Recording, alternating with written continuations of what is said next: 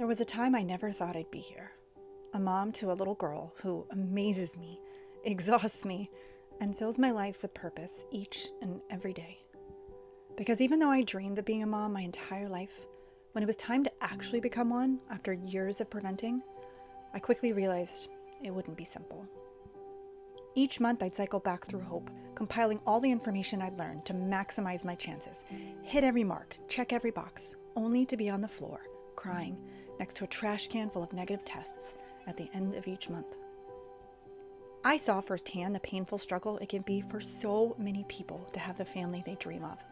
And I experienced the exhaustion of ciphering through the enormity of information out there. Even after discovering I was dealing with low ovarian reserve, I kept going. I kept learning and I kept trying. And eventually, without intervention, it happened. But this isn't about me. You're probably here because you're trying to conceive, and even though I got my little girl in the end, my heart continues to feel deep pain for people who are still waiting. And so I'm here to share all the things I learned while trying to conceive, so that you can spend one less hour toiling, obsessing, or feeling broken. This is about you. Today, I'm giving you a full rundown of all the things I learned while trying to conceive. We're covering facts, myths, science, feelings, CM, and all you need to know.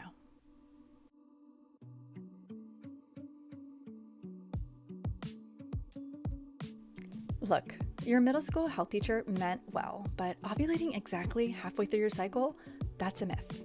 Relying on a calendar alone is like trying to hit a bullseye with a blindfold on while riding a unicycle. Instead, consider ovulation test strips. You don't need to spend a fortune or go full CSI fertility investigator, just enough to get a read on your LH search. Pro tip from someone who did this a lot of times, skip that first morning urine, it's basically yesterday's hormones, and aim for mid-morning urine. Limit fluids beforehand so it's not diluted. And start testing early, especially if it's your first time, maybe day 7 or 8. This is an LH test strip progression. You'll notice the left line is lighter than the right line until CD, cycle day 16, where it's almost as dark. This is what you're looking for. You want that test line, the line on the left, to be as dark or darker than the control line, the line on the right. This is my LH strip test from the month I conceived. Try not to compare your LH levels to the ones you see on fertility forums. Ashley's sharp peak isn't better than your slow rise. It's the personal trend that matters. As soon as you see that line progressing, it's time to get busy if you haven't already. Also, apps like Premom let you track this all easily. It's free and I really enjoyed using it. I also chose to track my BBT, basal body temperature. What is this? Ultimately, it's a way of tracking your cycle throughout the month, utilizing baseline body temperature and noticing small shifts that can indicate which phase of your cycle you're in. One important note about this is it's not predictive. This isn't going to magically tell you you're going to ovulate. Why? Because you can really only see that in retrospect. Rather, it's another tool for peace of mind you may find helpful. How does it work? Simple. You buy a cheap digital thermometer and you take your BBT every morning before you get out of bed. That part's important because BBT is your body temp at rest. And then you track it in an app of choice. You'll notice in the first phase of your cycle, your body temperature is lower. As you approach ovulation, it likely trends downward because estrogen is highest here, and this lowers the body temperature slightly. Then after ovulation, it goes up slightly, and it remains high until just before your period begins. If you become pregnant, it stays higher because of increased progesterone levels. A few things to keep in mind: sickness, drinking alcohol, being under a lot of blankets outside of your norm can all impact BBT, so use it as a tool, but it's not precise nor is it perfect. And some people find it to be burdensome, so it's not necessary. I found the science cool and it gave me something to focus on to feel like I was covering all my bases. There are also fancy watches and devices that can read all your hormones and take your BBT and give you projections into your cycle. I never opted into any of those for a variety of reasons, but if you like fancy devices, you can look into things like Anita or Mira. Do what feels right for you. Sure, some people get pregnant on the first try, and we say to them, congrats, I guess. For the rest of us, it often takes time. Despite what sex ed drilled into us, one kiss and you'll get knocked up, human reproduction is wildly inefficient. only a 20 to 25% chance of conception each cycle if you do everything right. It took my husband and I a full year to conceive. I was tracking everything, reading studies, drinking bone broth, and I even wore socks to bed one time because someone on Reddit said warm feet equals warm womb, whatever that means. If you're under 35, doctors suggest to wait a year before seeking help. Over 35, 6 months. But here's the deal. You're allowed to advocate for yourself sooner. If the doctor brushes you off, maybe find a new one. You know your body best. Ultimately, though, it's normal for it to take up to a year. I'm going to repeat that again. It's normal for it to take up to a year. And if you're in the phase of your life where everyone around you is pregnant and you're struggling, I see you. I was you. And so many people are silently struggling too. Every TTC space online is a supplement circus. Magnesium, macaroot, myo-inositol, castor oil packs, it's overwhelming. But here's the thing, not everyone's body will respond the same way to these supplements. And the supplement industry is completely unregulated. So there's no way of knowing you're getting what is being advertised. Here is what is actually evidence-based for the non-fertility treatment community. Folate. This is critical because it prevents neural tube defects, and while it won't help you get pregnant, it's important if you're trying to conceive. Omega-3 fatty acids. These reduce inflammation and it can improve health across the board. Vitamin D. The mechanism is unclear here, but there's some evidence that it can improve fertility, especially for people that are low or if you live in areas with low light or wintry places. And CoQ10, another anti-inflammatory. It may support egg quality and sperm quality, especially if you're over 30, but it can take up to 90 days for an appreciable effect. And that's about it. There are a few other things out there that are common suggestions, but before popping anything new, talk to your doctor, because those 14 daily fertility cocktails some influencers are suggesting can actually mess with your cycle, ovulation, and hormones. Keep it simple. And remember, this is for couples trying to conceive without intervention. A fertility clinic will be able to test your specific needs and make recommendations based on actual data. Don't start taking something because it helped your favorite influencer get pregnant. Her unique biology and chemistry is hers alone. And as a board-certified health coach, my number one pet peeve is when people make money maximizing on people's lowest moments of vulnerability. If someone is recommending something they are profiting from, they're at least a little biased. Yes, what you eat and how you move your body matters, but you don't need to go full CrossFit Whole30 monk to get pregnant. Nor do you need to lie down in a coffin during your 2-week wait. I've been a personal trainer and health coach for over 20 years, and I can summarize what truly helps for all phases of life, including this one. Lifting weights 2 to 3 times a week, cardio for endorphins, heart health, and mental health, walking, it's free and therapeutic. And you want to aim for about 150 minutes of moderate activity per week. Now, when it comes to nutrition, this can be really polarizing and everybody has an opinion. But for most people, focusing on eating whole foods, fresh fruits, vegetables, lean proteins, healthy fats, complex carbohydrates, 80% of the time is what you need. And then the rest of the time, enjoy life. Now, what hurts? Extreme dieting, excessive exercise, 2+ hours a day, unless that's the norm for you or you're a full-time athlete, and stressing over every bite of food. You're not going to ruin your chances of getting pregnant because you had wine and nachos or a margarita on date night. If you've got a medically prescribed diet, follow that.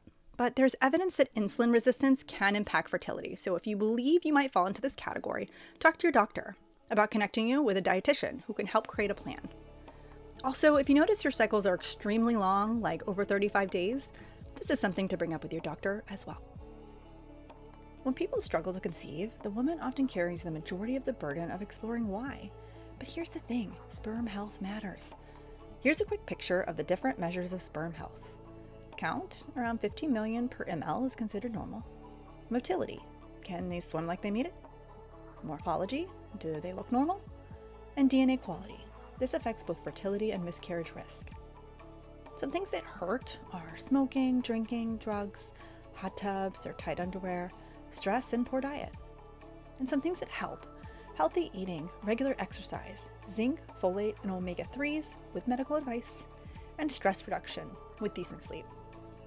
Now let's put some sperm myths to rest. You cannot save up sperm for a better shot. Doing the deed every 1 to 2 days during your fertile window is best. But even if you're doing the deed once or twice in your fertile window, the 5 days before you ovulate and the day of can technically do the trick. You don't need to stand on your head post-deed, nor do you need to lay down with your legs in the air. I think this myth came up from the fertility clinic world where they have patients rest after procedures like IUI. But it's not the case for your non-fertility specialist couple. Sperm are Olympic level swimmers. If the conditions are right, CM is nice, they'll get where they're going and stick around long enough for that egg. And that leads me to... Okay, I'll admit it. Before TTC, I completely ignored my CM, went out of my way to ignore it. But then I became a CM connoisseur because I realized how impactful it can be in trying to conceive. Now, your CM changes throughout your cycle. Dry and sticky, not fertile, creamy and lotiony, it's getting there. Egg white, stretchy, watery. Hello, ovulation. You can check it when you wipe or peek in your underwear. Or you can use 2 clean fingers to gently inspect internally and see the progression as it changes. Some people swear by products to improve CM, but the science is murky. I did use Pre-Seed the month I conceived. It's a fertility-friendly lubricant that's safe for sperm. Coincidence? Maybe. But it didn't hurt. If you use another lubricant, make sure there's no spermicide, and it's helpful if it's simple and water-based, as this will have less impact on your own pH, which can impact CM. Once you see that shift in consistency to more of an egg white or watery, it's prime baby-making time. If you're someone who's like, let's do it every day, honestly, bless you. I'm kind of jealous. I'm also not that person. I wanted to know when it was best to do the deed. Sperm can actually survive inside your body for 3 to 5 days, so keep the tank full and ready, and aim for getting busy every other day during your fertile window. Some even go every 2 days just to keep it chill. And yes, some people get pregnant from a perfectly timed encounter, but the average success comes from consistency, not miracles. I also totally get that when you're TTC, it can start to feel like a chore. And depending on how long it's been, the connection can begin to dwindle. You may even find that you and your partner are never on the same page. The same thing happened to me and my husband, and after months of trying, it created a lot of stress and friction at times. The month we conceived, we had a talk that we were ready to let go and accept we might not ever have a baby.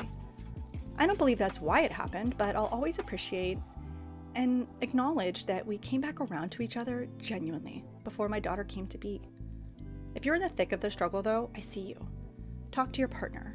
Let them know how important this is to you, but also how important they are to you too. Oh, the dreaded 2-week wait. It's basically where logic goes to die. I once convinced myself I was pregnant because I was nauseous and my boob only hurt on one side. Another time I cried at Publix commercials on TV and thought, hormones! The truth is, most of what we think are pregnancy symptoms during this window are just progesterone or estrogen doing its thing. Progesterone, the dominant hormone during the last part of your cycle, can cause an array of symptoms. Breast tenderness, bloating, fatigue, constipation, increased appetite, mood swings, irritability, weight gain.